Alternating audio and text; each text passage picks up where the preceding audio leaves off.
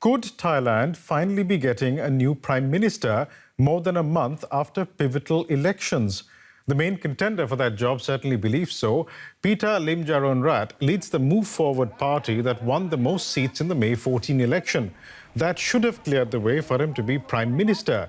But owing to his party's radical reform agenda and the lack of initial support from the military-appointed Senate, the way to the top job appeared blocked.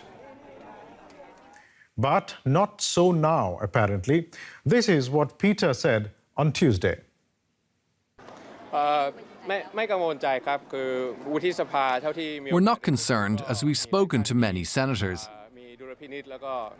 They have their own reasons and they have their own standards to vote from the 2019 election. They said in the last election that if the lower house can form more than 251 seats, that they will not restrain the people's consensus.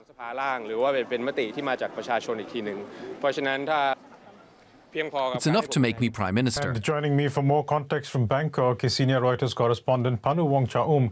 Panu, after this latest announcement by Pita Limjaroenrat, can we say with confidence that he will be Thailand's new Prime Minister? I think it's still difficult to say for certain. Certainly we are moving a step closer towards that. However, there's still uncertainty. First of all, we're still not sure whether all these conservative-leaning senators will actually vote for Pita or not come the day. And secondly, there's an ongoing tension within Pita's own 8-party coalition that are threatening to undermine the unity of such coalition and could create new factions leading up to the day of the Prime Minister's vote. But certainly at this stage, it is one step closer for Pita, but nothing is completely certain. You know, let's just talk about what Pita said on Tuesday, because the last time that we were speaking, we were unsure of whether the army-backed and controlled Senate would approve of Pita Limjaroenrat, and now it appears he has the numbers. He's saying this very confidently. What has changed? Well, I mean, there's this period of uncertainty, and basically Pita and the Move Forward Party has been trying to inject various sort of highlights, if you like, to gain the momentum and leading up to the Prime Minister's vote. This is coming from their side.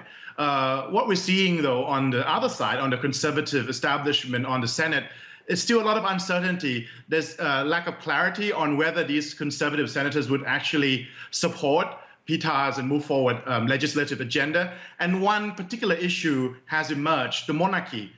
Pita and the Move Forward Party has campaigned on amending the controversial Lèse Majesté law, which makes it a crime to criticize the monarchy, punishable by up to 15 years jail.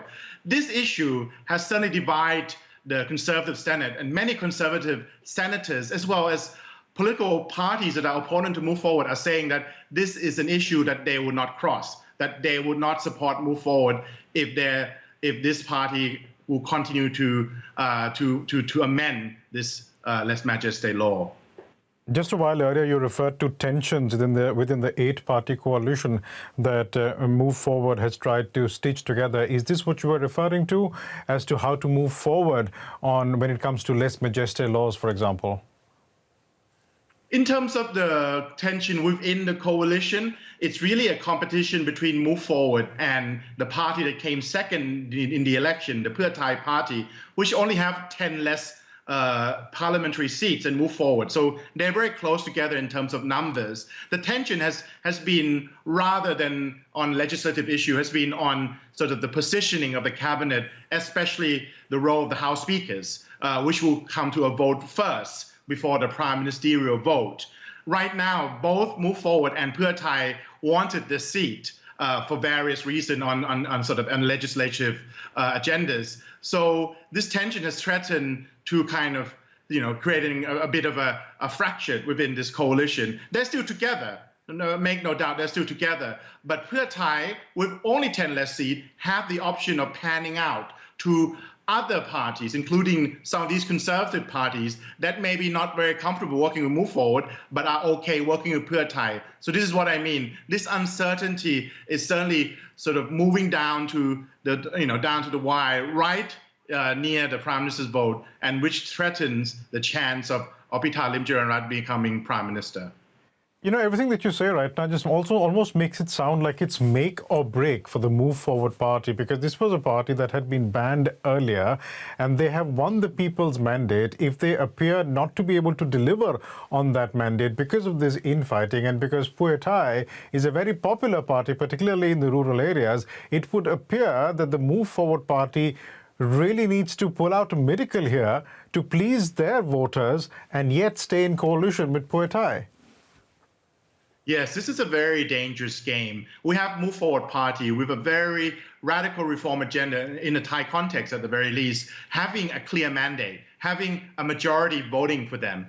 And we are basically seeing what's unfolding in front of our eyes is that the conservative establishment and other elements within the Thai parliament may be reluctant to embrace this reformist agenda. So what will happen if Move Forward doesn't get there, Pita doesn't become Prime Minister? There's a real chance that it could signal the beginning of more round of instability and uncertainty in Thai politics. And we have seen this over the past 20 years, these vicious cycles where we have popular elected government sort of overturned by some technicality or some rules, followed by street protests, then possibly a military coup. So I'm not saying that this sort of thing will happen, but certainly this tension at this period of time are suggesting that this could still be a possibility that Thailand could once again go off towards this instability cycle.